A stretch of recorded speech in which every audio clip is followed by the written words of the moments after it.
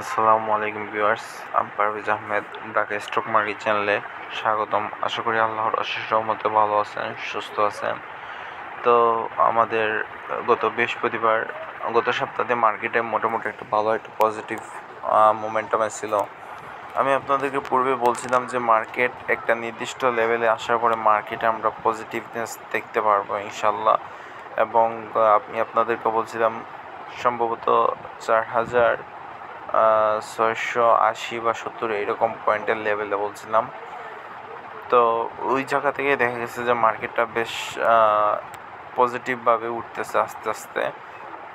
সেই রকম শক্তি এখনও মার্কেটে আসে নাই, বাট মার্কেট পূর্বের চেয়ে বেশ ভালো একটা অবস্থানে আছে।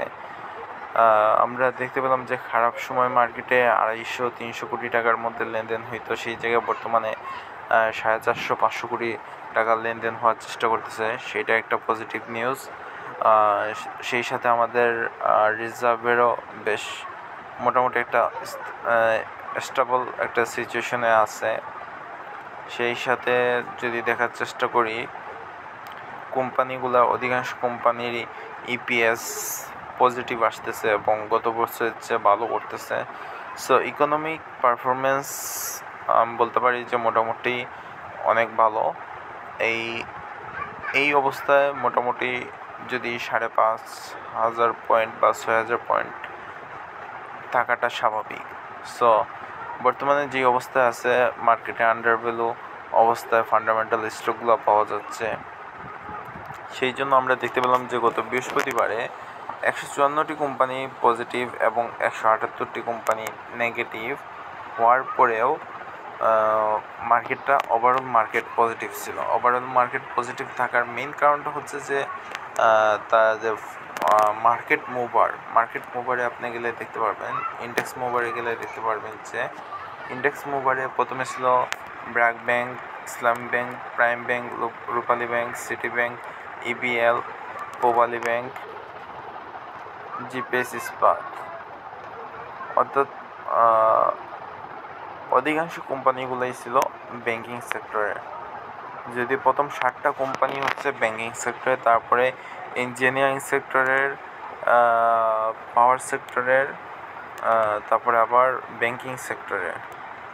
তার মানে আমরা বলতে পারি যে মোটামুটি প্রথম 12-14টা কোম্পানির মধ্যে 10টা কোম্পানি ছিল ব্যাংকিং সেক্টরে।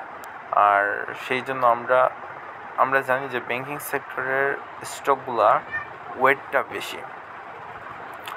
একটা সেক্টরের যদি ওয়েটের উপরে নির্ভর করে যে ওভারঅল মার্কেটটা কতটুকু পজিটিভ হবে বা নেগেটিভ হবে,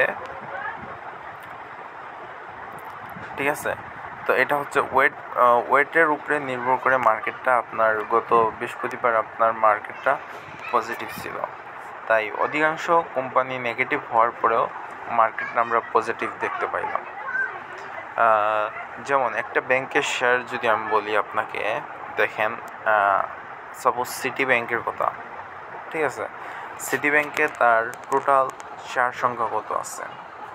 তার শেয়ার সংখ্যা 152 কোটি টাকা, ঠিক আছে? 152 কোটি শেয়ার। সো একটা ব্যাংকে হচ্ছে তার অবস্থান করতেছে 152 কোটি শেয়ার। অন্যদিকে দেখেন আপনার গতকালকে যেই কোম্পানিটা টপ লুজারে ছিল, সাপোজ ইসলামী ফাইন্যান্সের টোটাল শেয়ার সংখ্যা ছিল 14 কোটি। তার মানে আপনি সিটি ব্যাংকের টাকা যে পরিমাণ ক্যাপিটাল আছে, সেই ক্যাপিটাল দিয়ে আপনি ইসলামী ফাইন্যান্সের মতো 20টা কোম্পানিকে কিনতে পারবেন। সো এগুলা একটা কোম্পানি, ব্যাংকের একটা কোম্পানি, আর এগুলার আপনার 20টা কোম্পানির সমান ওয়েট। সো মার্কেটে যখনই ওয়েটের কোম্পানিগুলা পজিটিভ মোমেন্টামে যায়, তখনই আমরা দেখতে পাই যে মার্কেটে পজিটিভ থাকে। তাই অনেকে কমেন্ট করে বলে যে মার্কেট মাত্র 5 পয়েন্ট 10 পয়েন্ট পড়ছে, কিন্তু আমার শেয়ারটা একবারে নেগেটিভ তোলা নিতে। তার মেইন কারণ হচ্ছে আপনার স্টক যেটা আছে সেটা হচ্ছে ফান্ডামেন্টাল না, যার জন্য মার্কেট হালকা একটু কারেকশন করলে দেখা যায় যে আপনার স্টকটা হিউজলি কারেক্টেড হয়ে গেছে। আবার যখন বাড়ে তখন কিন্তু মার্কেটে তেমন একটা প্রভাব পড়ে না, ঠিক আছে। সো সেই জন্য এই স্টকগুলা বেশি পরিমাণ কমছে, তারপরেও কমার পরেও ওভারঅল কোনো প্রভাব পড়ে নাই ইন্ডেক্সের উপরে, কারণ ইন্ডেক্সের উপরের দিকে স্টকগুলাই ছিল ব্যাংকিং সেক্টরে।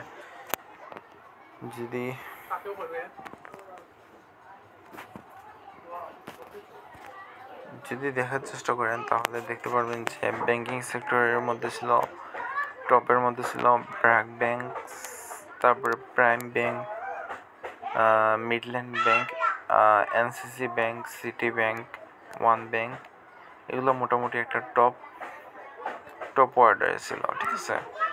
সো এটা থেকে একটা মার্কেট একটা বার্তা দেওয়ার চেষ্টা করতেছে, সেটা হচ্ছে যে আগামীতে আমাদের মার্কেটটা বেশ ভালো থাকবে আশা করতেছি, এবং আগামীতে মার্কেটটা বেশ ভালো একটা মোমেন্টামে থাকবে, কারণ মার্কেটে যেহেতু ফান্ডামেন্টাল স্টকের চাহিদা বৃদ্ধি পাচ্ছে, সেহেতু আশা করা যায় যে সামনের দিন ভালো একটা পারফরমেন্স দেখতে পারবো। যদি আমরা ওভারঅল ইন্ডেক্সটাকে দেখার চেষ্টা করি এই চার্টের মাধ্যমে, তাহলে আমরা দেখতে পারবো যে আমি আপনাদেরকে পূর্বে বলছিলাম যে মার্কেটে একটা সাপোর্ট লেভেল হচ্ছে যে 4,545 এই লেভেলে, বাট মার্কেট এর আগেই ঘুরে গেছে, অর্থাৎ market near about 4,600 point touch করেই উপরের দিকে চলে গেছে। সো উপরের দিকে চলে গেছে, এটা বেশ ভালো। দেন যেটা আমি আপনাদেরকে একটা সাপোর্ট দিছিলাম সেটা রেজিস্ট্যান্স হিসাবে কাজ করছে 4,772। দেন এইটাকে এটাকে টাচ করছে, এটাকে টাচ করে এটাকে উপরের দিকে ব্রেক করতে না আপনি একদিন নিচের দিকে চলে যায়, এবং পরবর্তীতে আস্তে আস্তে এটাকে ব্রেক করে উপরের দিকে উঠছে। সো আমাদের বর্তমান যে লেভেলে আছি সেটা হচ্ছে 4,872। যদি সামনের দিনগুলোতে এই জায়গার মধ্যে একটা কনসোলিডেশন করতে পারে, এই জায়গায় দেখতে পারতেছেন একটা বেগুনি কালারের একটা জোন আছে।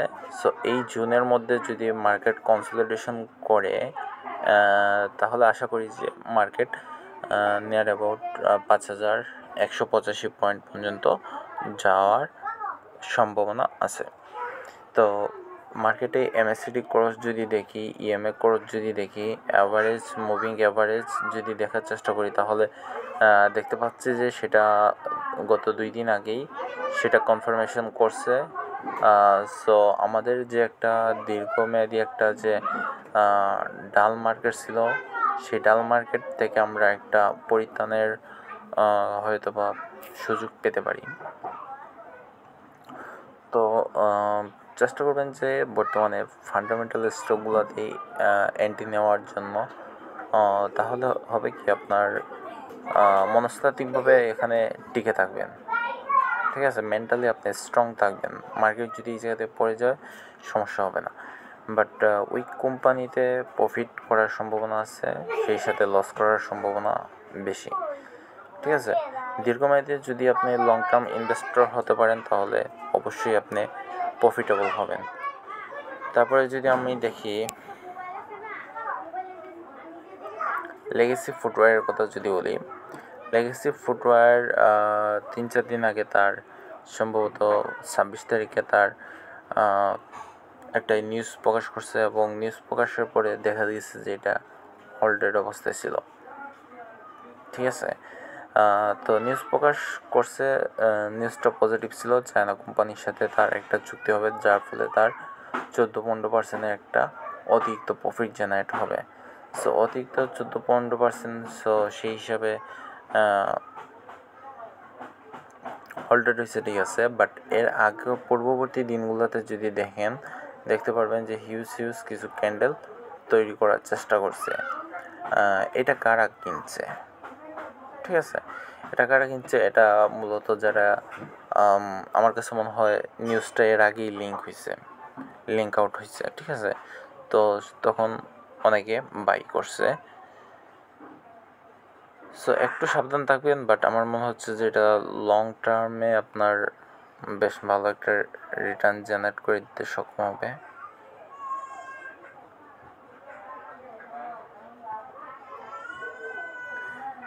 ফিবোনাচ্চি রিট্রেসমেন্টে যদি আমি যাই, ফিবোনাচ্চি রিট্রেসমেন্টে গিয়ে দেখলে দেখা যাবে হাইটা ছিল 64 টাকার মতো। হাই 64 টাকার মতো যদি হয়, মার্কেটে 59 টাকা তার প্রথম সাপোর্ট জোন ছিল, সেই জায়গায় সে সাপোর্ট নেয় নাই।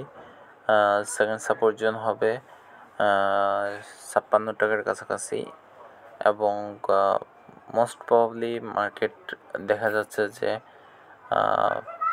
61%কে আমরা পারফেক্ট ধরি।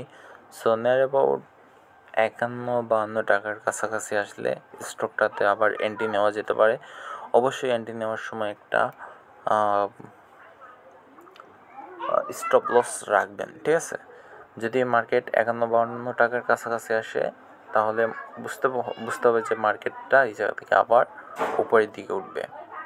তখন আপনারা আবার একটা বিজনেস করতে পারবেন 51-52 থেকে আবার 63-64 পর্যন্ত, অর্থাৎ মোটামুটি একটা 12-13 টাকার একটা প্রফিট জেনারেট করতে পারবেন। সো এইটা নজর রাখতে পারেন, ঠিক আছে। তারপরে 56 টাকা বা 54 টাকার কাছাকাছি আসে, ওই জায়গা থেকে ব্রেক করতে পারে। So anything could be possible, but সেফটির জন্য হিসেবে আমি বলবো যে 51 টাকার কাছাকাছি আপনি যদি কিনেন তাহলে বাই করার চেষ্টা করবেন। তো আজকে এই পর্যন্ত, ভালো থাকবেন, সুস্থ থাকবেন, আল্লাহ হাফেজ, দেখা হবে অন্য ভিডিওতে।